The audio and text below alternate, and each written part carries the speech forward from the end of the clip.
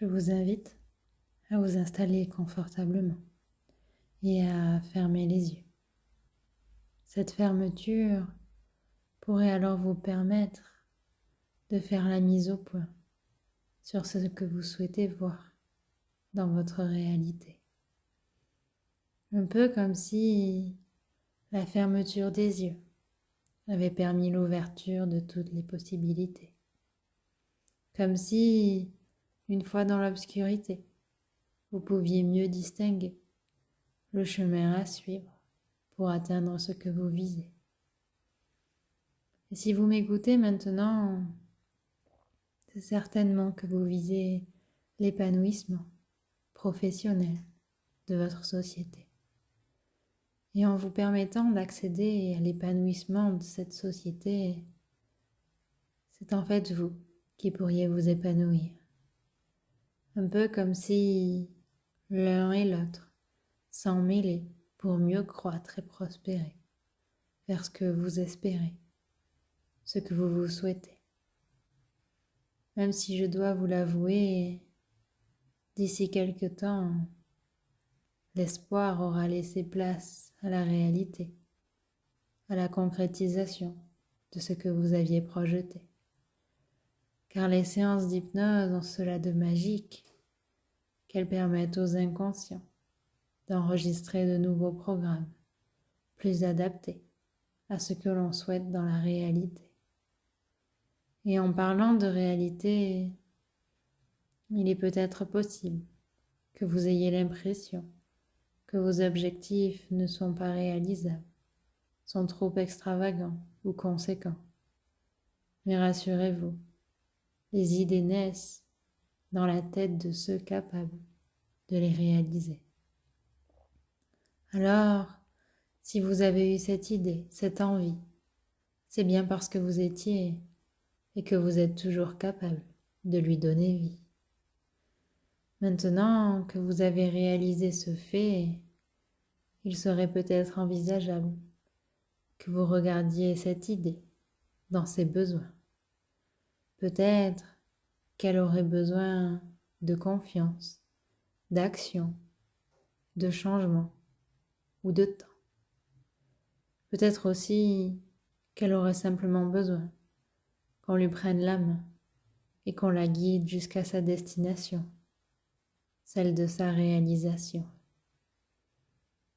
Et je ne sais pas, mais ce que je sais, c'est que les mots sont parfois de parfaits moyens de transport vers des destinations que l'on croyait auparavant hors de portée.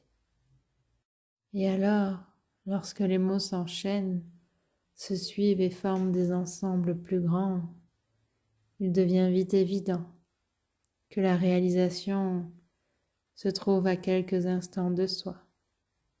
Et parfois aussi, la réalisation nous attend à un endroit différent de là où on souhaitait aller, de là où on pensait aller. Un peu comme si les pieds marchaient en direction de l'est, mais que son cœur battait plus au nord. Et il suffirait dès lors d'écouter le cœur pour s'assurer que ses pieds marchent vers la destination souhaitée, celle du succès. J'aimerais commencer par vous raconter l'histoire que je me racontais petite à propos des chats tigrés. Pour moi, il était inconcevable qu'un procédé chimique soit à l'origine de la variation des couleurs d'un chat. Et il est d'ailleurs possible qu'à ce moment-là, le terme de procédé chimique me soit complètement étranger. Pour moi, les chats tigrés étaient des descendants d'un chat qui avait été auparavant ligoté. Pour moi, le premier chat tigré avait été fermement attaché par des cordes et j'aimais à penser que c'était pour le protéger de la noyade lors d'une traversée en mer. Et c'était ces cordes trop serrées, conjuguées à l'effet du soleil, qui avaient imprimé sur son poil ces bandes rayées. Et peut-être que ces impressions lui ont ensuite permis d'éviter d'être à nouveau attaché, car les rayures auraient été confondues avec de vrais liens.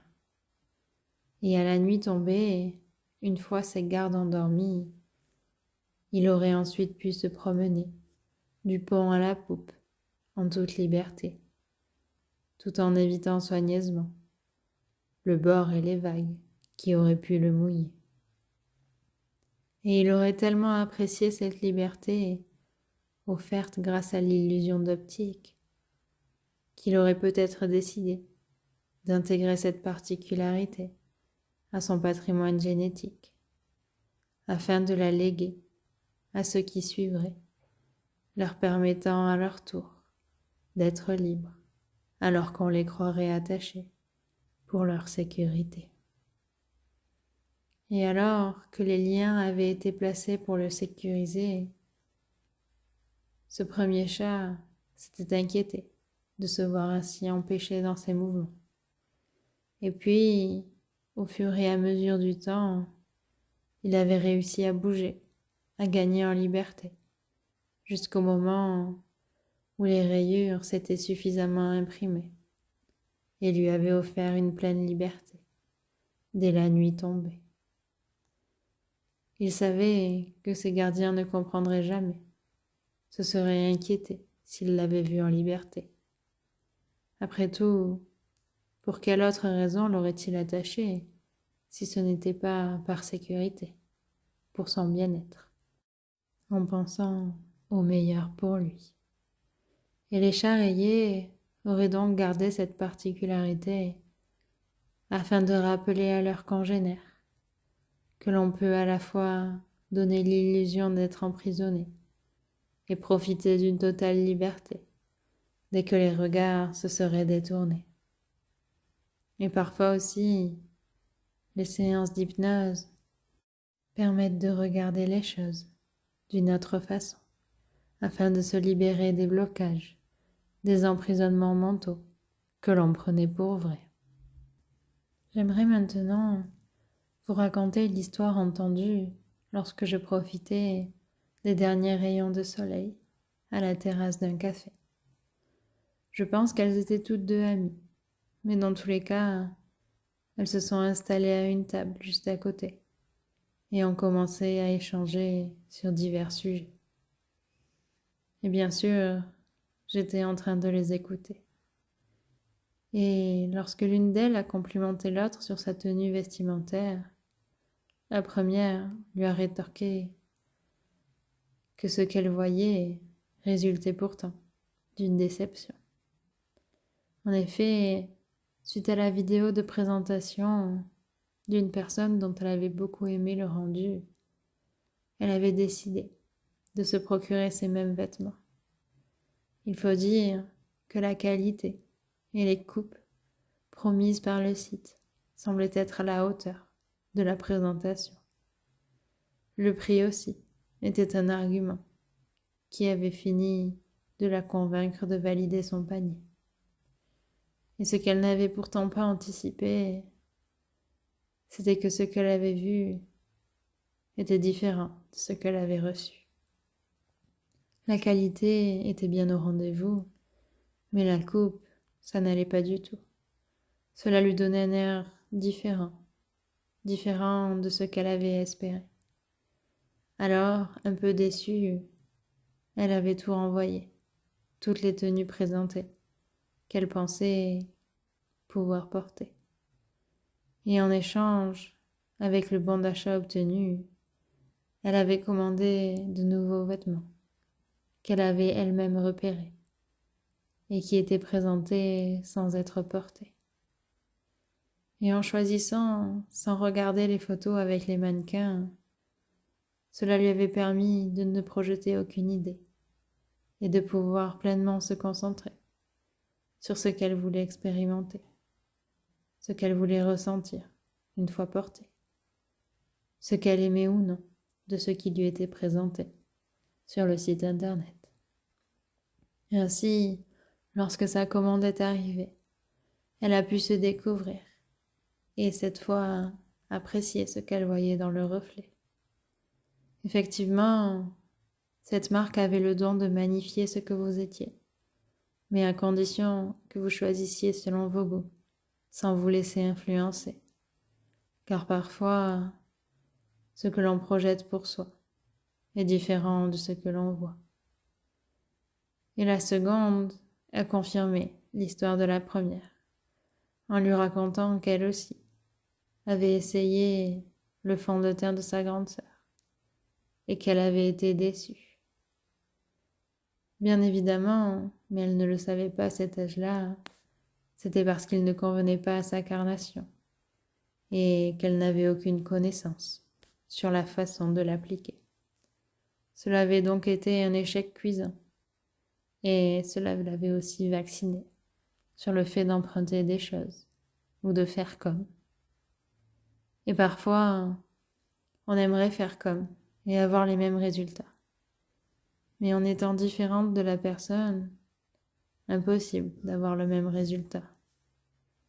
Et souvent, c'est au détour d'une histoire au message caché que l'on s'aperçoit que les résultats sont différents de ce que l'on espérait.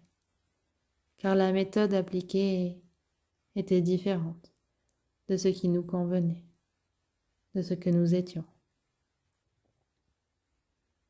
La dernière fois, j'écoutais un podcast sur la reconversion et les peurs liées à ce changement. Et je dois dire que l'une d'elles m'a particulièrement surprise, car elle était à l'opposé de ce que j'aurais pu imaginer. Elle disait qu'avant de se lancer dans ce nouveau métier, elle avait longtemps hésité, car elle avait un âge où généralement on pensait plus à la retraite qu'à embrasser une nouvelle carrière. On préférait patienter, attendre, plutôt que se lancer. Et au début, elle avait eu des appréhensions à en parler à son entourage, car elle avait l'impression qu'elle ne rencontrerait que des incompréhensions ou des réticences face à ce choix. Et à ce stade-là, elle n'était pas du tout prête à les entendre. Et il faut dire que pour l'extérieur, elle souhaitait passer d'une vie qui paraissait tout à fait réglée, organisée, à ce qu'elle aimait appeler un bordel organisé. Et puis un jour, poussée par son compagnon, encouragée et soutenue par celui qu'elle aimait, elle avait décidé de révéler ce nouveau projet qui lui tenait tant à cœur. Et les retours qu'elle en avait eus avaient largement dépassé ses attentes et effacé ses peurs encore plus rapidement que prévu, ou du moins de ce qu'elle espérait. Il n'était venu à l'esprit de personne de la juger ou de la moquer, que ce soit par rapport à son âge ou par rapport à son projet. Au contraire, tous trouvaient super qu'elle suive sa passion. Elle allait contribuer à apporter du beau tout autour d'elle. Et pour cela, ses proches étaient prêts à la soutenir, tant que les peurs rôderaient. Rassurée, émerveillée et émue par tout ce soutien, elle avait décidé de lancer son entreprise. Et comme il le lui avait promis, à chaque fois qu'elle en avait eu besoin, ses proches avaient répondu à l'appel, que ce soit pour l'aider à organiser un événement, parler d'elle, lui faire de la pub, discuter de l'avenir, apporter ses compétences, ou tout simplement l'écouter. Finalement, c'était sa reconversion, mais elle avait été accompagnée tout du long. Elle terminait d'ailleurs de répondre à la question en remerciant ceux qui avaient été et ceux qui étaient toujours là à ses côtés. Et j'avoue avoir été surprise, car dans mon esprit, lorsque l'on a un certain âge, l'approbation des autres est facultative, tant que l'on est sûr de son choix. Peu importe les regards, les jugements, tant que l'on est dans son élément. Et suite à cette écoute, j'ai remis en question beaucoup de croyances que j'avais sur la reconversion et ceux qui s'engagent dans ce processus. J'ai réalisé que nous pouvions tous avoir des croyances bloquantes, des peurs, quel que soit le changement choisi, ou l'âge auquel le changement avait démarré.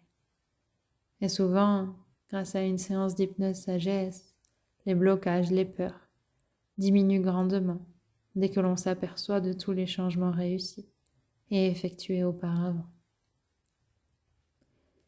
Et au fur et à mesure où je vous racontais toutes ces histoires, l'envie de vous raconter celle-là plutôt qu'une autre s'est imposée à moi. L'histoire du tailleur de pierre. Et contrairement à ce que l'on pourrait penser, il était très jeune. Du moins, plus jeune que tous ses confrères. Tous appartenaient à une promotion diplômée il y a bien longtemps, avant même que ce tailleur ne naisse. Pourtant, il l'avait tout de suite accepté, intégré à la grande famille du Rocher, comme il disait. Il faut dire que du sang neuf dans cette profession était toujours bienvenu. Pierre s'était passionné pour ce métier suite au visionnage par hasard d'une vidéo sur Internet. Il s'était ensuite renseigné, avait acheté des outils, s'était essayé sur toutes les pierres qu'il trouvait et avait fini par se former à ce métier qui l'épanouissait, comme aucune autre formation avant. Et lorsque sa formation s'était terminée, il avait croulé sous les demandes de clients qui souhaitaient s'offrir ses services. C'est donc tout naturellement qu'il avait ouvert sa société et commencé à enregistrer des commandes pour maintenant et dans quelque temps. Il faut dire qu'il avait un œil très aiguisé et savait tout de suite ce qui conviendrait à votre pièce pour l'améliorer et l'embellir. Et son jeune âge attirait également la sympathie de ses clients, qui en plus de s'offrir une belle pièce, soutenaient le rêve de ce jeune homme tout à fait charmant.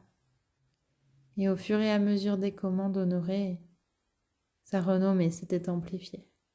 Dès qu'il y avait une demande, Pierre était recommandé. Et les tailleurs de pierre déjà établis étaient très fiers de cette visibilité que cela donnait à leur métier, de l'engouement qu'il avait su susciter pour faire perdurer cette profession, encore pendant des dizaines d'années. Et Pierre, de son côté, était très fier de représenter cette profession que peu connaissaient, et qui pourtant permettait d'avoir des traces du passé dans les musées. Bientôt, on lui a demandé d'intervenir auprès de publics divers et variés, afin de faire découvrir ce métier et de peut-être révéler ou stimuler de l'intérêt pour cette activité que lui adorait, qui le passionnait. Et parfois, une histoire de pierre permet d'ôter celle qui empêchait les rouages d'être entraînés pour stimuler son activité. Je vous propose d'imaginer maintenant que tous les blocages, les limites qui vous empêchent de prospérer selon votre volonté forment des boules. Voyez que juste à côté, il se trouve un flacon. C'est un dissolvant très puissant de blocage, de limites et de freins. Je vous invite à vous saisir de ce bidon et à le verser sur ces boules empêcheuses d'expansion. Et grâce à ce geste, tout ce qui vous empêchait est maintenant en train de se dissoudre, de disparaître, de s'évaporer. À partir de maintenant, tous les blocages qui limitaient votre expansion appartiennent au passé, et votre inconscient procède à tous les changements nécessaires à votre bonheur. Imaginez-vous d'ici quelques jours, heureux, heureuse de constater que tout se déroule beaucoup plus facilement et rapidement depuis l'écoute de cette séance. De nombreux projets, de nombreuses personnes viennent à vous et participent à votre expansion. Ressentez le bonheur, la joie et la sérénité que toutes ces opportunités, ces rencontres créent en vous. Et d'ici quelques instants, la séance va se terminer. Votre inconscient va continuer la mise en place des changements nécessaires à votre bonheur. Et toutes les parties de vous vont pouvoir se réassocier. Et quand vous le souhaiterez, à votre propre rythme, vous pourrez revenir ici et maintenant, au moment présent, et réouvrir les yeux tout doucement.